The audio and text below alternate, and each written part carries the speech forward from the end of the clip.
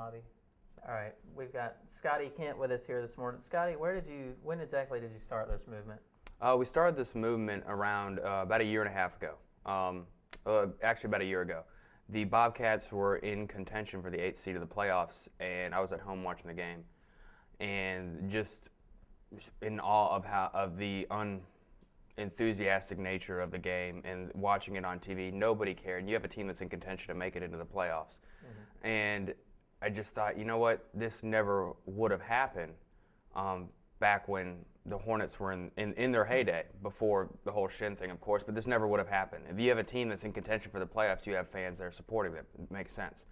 So I thought, you know what, wouldn't that be cool if we get the name back to Charlotte? And it was nothing more than a thought, but when the NBA actually purchased the team, I thought, you know what, there's a long shot that this could actually happen. Maybe if MJ speaks to David, I don't know, the powers that be have a conversation. If we make it aware that we want this to happen, maybe if the opportunity arises, it will happen. So true, so true. Where exactly, we've heard somewhere around $2.5 million.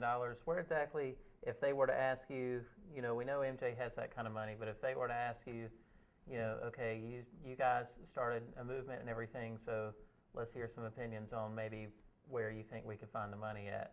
Okay. Of course, I've answered that a lot, many times, and it's always the more of a naysayer the person is, usually the higher the price is. So we've heard everywhere from $3 to $10 million, and when you have players like Tyrus Thomas, who just signed a $40 million contract and average less than 4 points a game, that's $10 million per point. That's 4 name changes right there. So, you can go that route. You can also go the route of the Hornets were, out of all the non-existent teams that sell memorabilia, the Hornets were the 3rd highest in revenue sales last year. They made $1 million and they don't even exist.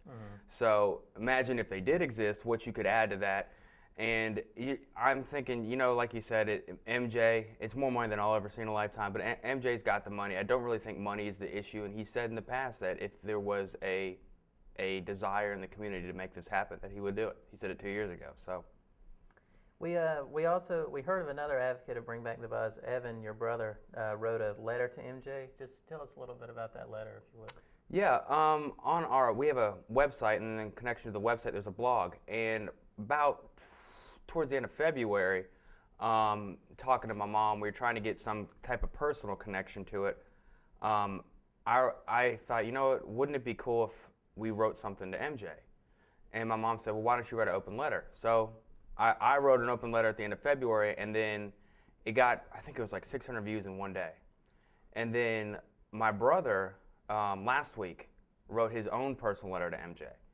And he did it it was a great letter, and he did it at the opportune time. And he got, I believe, 700 views in one day on our blog.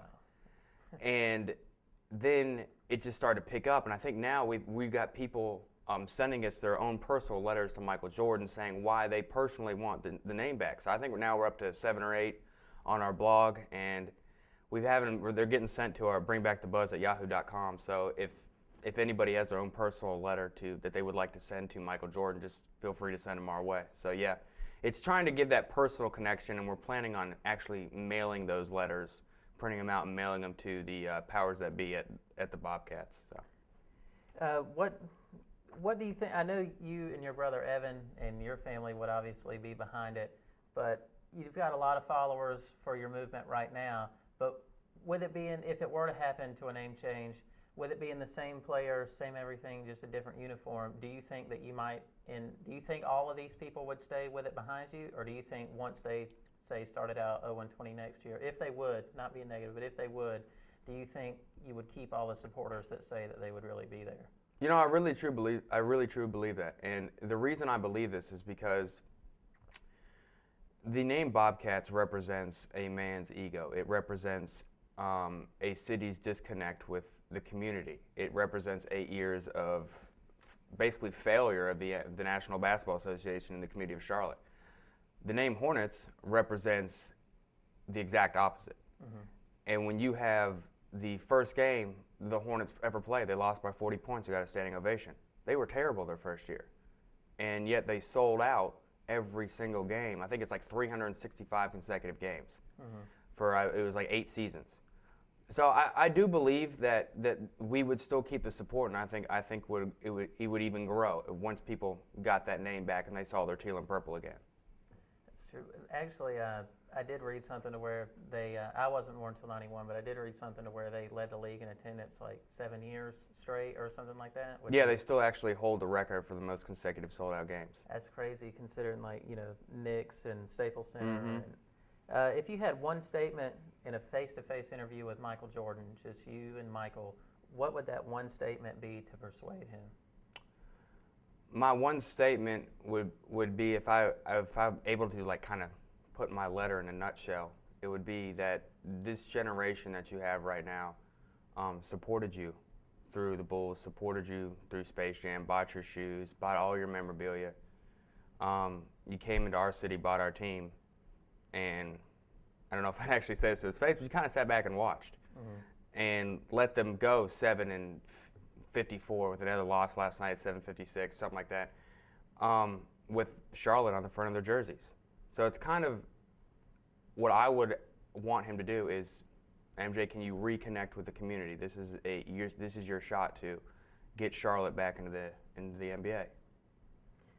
And last week, I believe it was last Friday, when you heard that Tom Benson of the Saints had actually already bought the Hornets franchise, was there any extra excitement being like, I knew you said that you had, when the NBA bought it, you were a little excited thinking, but when he actually went out and bought it, and then the rumors really started to fly about how he was wanting to change it down there, was there any extra excitement? Oh man, I was actually I live in Greensboro, by the way, and I'm constantly in Charlotte for this thing. And I was actually on my way to Charlotte. I had stopped at Concord Mills because I found out that you can get hats with stuff stitched on it. So I went in to bring back the Buzz stitched on a Hornets hat. And the person in there actually told me I was the third person that day to do that. So I was like, wow, that's pretty cool. And they knew who I was and all that. And I was in conversation with the person at the table, and my phone starts ringing. And I look at my phone, I was like, I don't recognize that number, but I was like, you know what, I'll answer it anyways. It's WBT. Oh, really? Calling to ask me if they could speak with me about the name change, because Benson had just purchased the team. So, and said he wanted a name change. And up until that point, it was just what if, and Bobcat said they won't comment on hypothetical situations. It's no longer hypothetical. But yeah, to answer your question, no pun intended, there was a huge amount of buzz that day. It was pretty surreal. We jumped. There was a stretch where we went up, I think it was like, we were as like 100 a day followers on Twitter. And we're almost at 900 now. I think we're at 900. And the petition signatures just skyrocketed. We're about to hit 5,000. We're like 30 away from 5,000 signatures. So yeah, the excitement just went through the roof that day because it was like, oh my gosh, it could actually happen now. Yeah. Thank you for your time, Scotty. We appreciate you coming down here and talking to us a little bit. And sure, good no luck problem. with the rest of your movement. Thank you. Thank you.